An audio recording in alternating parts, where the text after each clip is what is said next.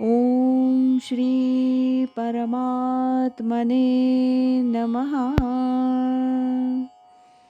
श्री गुरुपादुकाभ्यां नमः. पूजनीय स्वामी भक्त डॉक्टर सुषमाताई वाटवे लिखित सद्गुरूंच्या सान्निध्यात भाग दुसरा या पुस्तकाचं क्रमशः वाचन आपण ऐकत आहोत.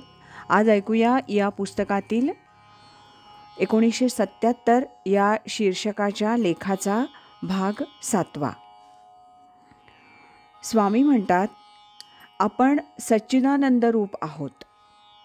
जे ज्ञानदेव, स्वरूपानंद, माधवनाथ तेच आपण. काही फरक नाही. स्वरूपाच्या आनंदात अखंड प्रसन्न राहायचं.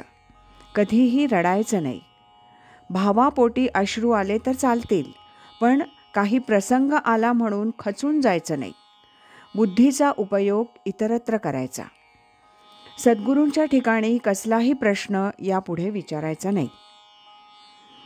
मुलाला आईनं कडेवर घेतलंय, मुलानं फक्त आनंदात राहायचं. कुणी आपल्याशी कसाही वागो, आपल्या अंतर्यामी त्याच्याबद्दल प्रेमच हवं. व्यवहारात प्रकृतीनुरूप वागायचं. कुणाची निंदा नको, कुणाच्या गुणदोषांची चर्चा नको.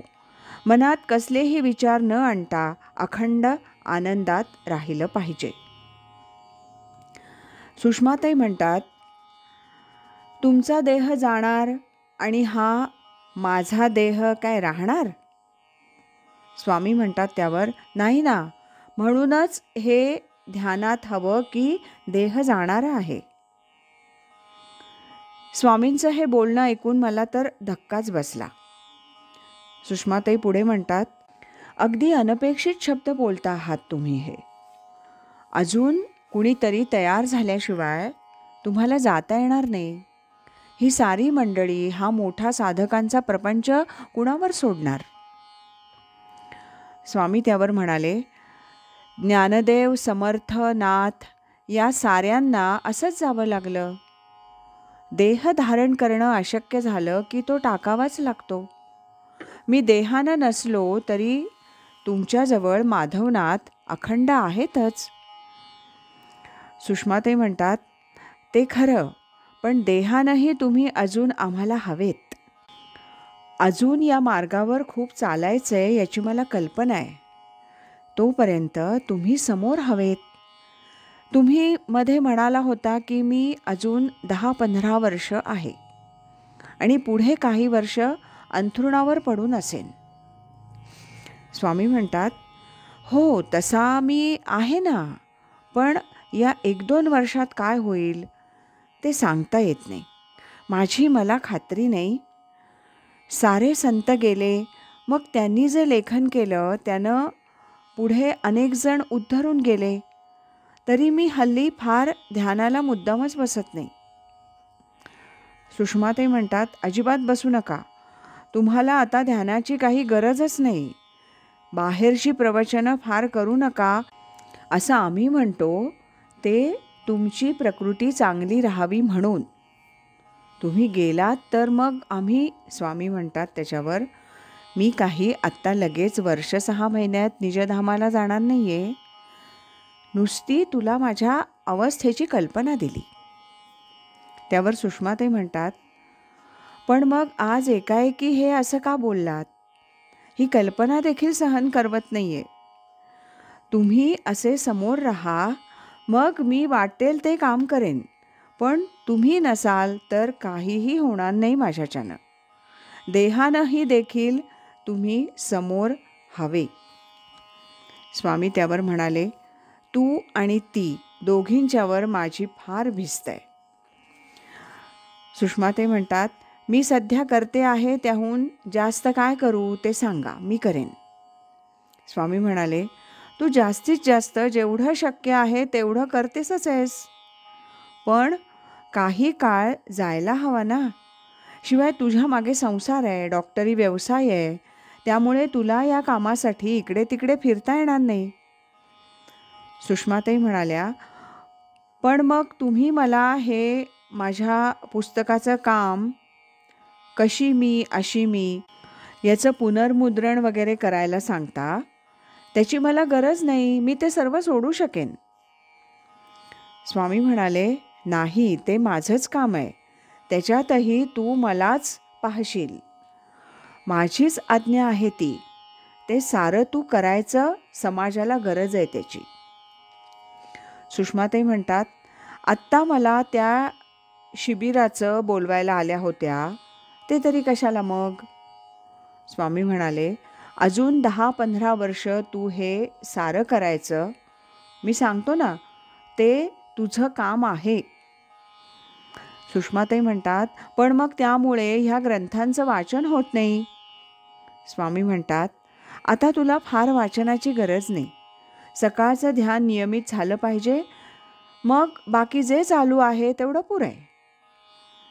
सुषमाताई म्हणतात, मी परमेश्वराची प्रार्थना करेन की यांना एवढ्यात जायला नको म्हणून. स्वामी म्हणाले, मला कल्पना आहे तुला काय वाटेल याची, पण ही स्थिती सर्वच संतांना आली, तू रडू नकोस. सुषमाताई म्हणतात, माझा संसार, वैद्यकीय व्यवसाय, प्रवचनांचं श्रवण, लेखन, वाचन हे सर्व काम तुम्ही सांगितलेलं तसं चालू आहे. इथं दुकानात तुम्ही सांगितलं ते वार वेळ त्याप्रमाणे मी येते. आता याखेरीज मला कधी वाटलं तर मी इथं येणाऱ्या मंडळींपैकी कुणाकडे जावं, यावं, बोलावं असं तुम्हाला वाटतं? मी स्वामींना प्रश्न केला. कारण माझ्या असं लक्षात आलं होतं की एखादी गोष्ट घडल्यानंतर ती चुकीची झाली असं वाटून खंत करण्यापेक्षा आधीच त्या संबंधीचं धोरण स्वामींना विचारून तशी पावलं टाकली तर ते जास्त सोयीचं होतं.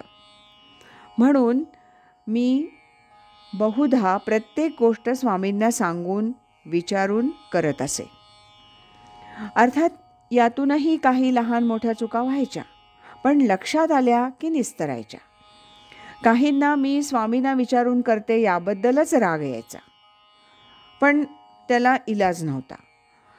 माझ्या प्रश्नाला स्वामींनी लगेचच उत्तर दिलं, कुणाकडंच जायचं नाही, तुमचं काम तुम्हाला भरपूर आहे, ते काम आणि साधना.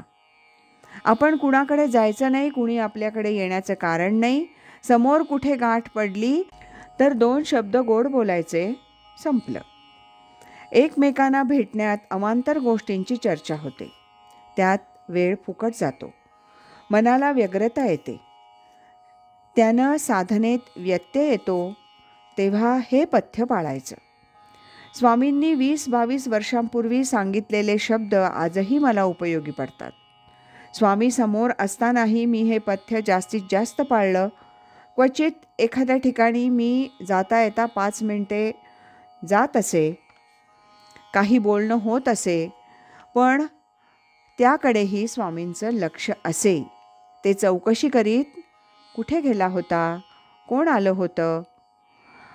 आता लक्षात येते की स्वामींना ज्या व्यक्तीला एखाद्या विशिष्ट कार्यासाठी घडवायचं असेल त्याच्या शारीरिक, मानसिक, बौद्धिक सर्व हालचालींकडं स्वामींचं बारीक लक्ष असे. जिथं कुठं चुकीची पावलं पडतायत असं वाटलं की स्वामी त्याच्या ते नजरेस आणून देत, नाराजी व्यक्त करीत, कधी तर खूप रागवत. अर्थात हे सर्व आपल्या कल्याणासाठीच आहे याची पूर्ण खात्री असल्यानं मी त्यांचं बोलणं टिपून ठेवत असे, टेपवर घेत असे. पुन्हा पुन्हा ऐकून त्यावर चिंतन करून तसं आचरणात आणण्याचा पराकाष्ठेचा प्रयत्न करीत असे. माझंच बरोबर असं मी कधी समजले नाही. स्वामी सांगतात तेच बरोबर. कदाचित मला आत्ता त्याचं आकलन होत नसेल, पुढे साधना वाढेल तसं लक्षात येईल. त्याचाच अनुभव मी सध्या घेत आहे.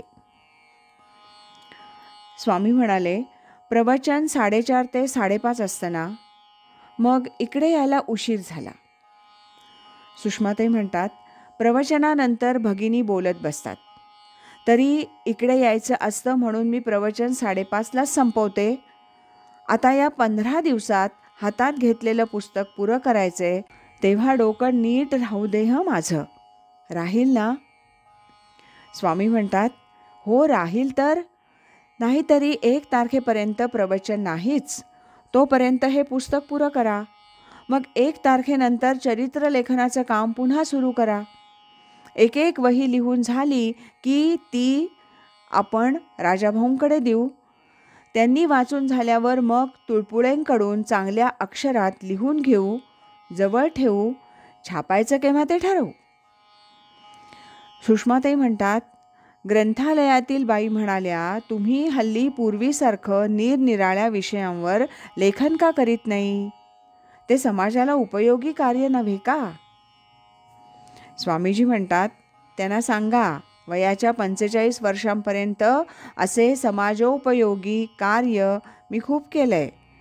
आता मला परमार्थ करायचा आहे. आज इथेच थांबूया. यानंतरचा भाग आपण उद्या ऐकूया. श्रीमत सच्चिदानंद सद्गुरु श्री स्वामी स्वरूपानंद महाराज की जय. श्रीमत सच्चिदानंद सद्गुरु श्री स्वामी माधवनाथ महाराज की जय. हरि ओम तत्सत.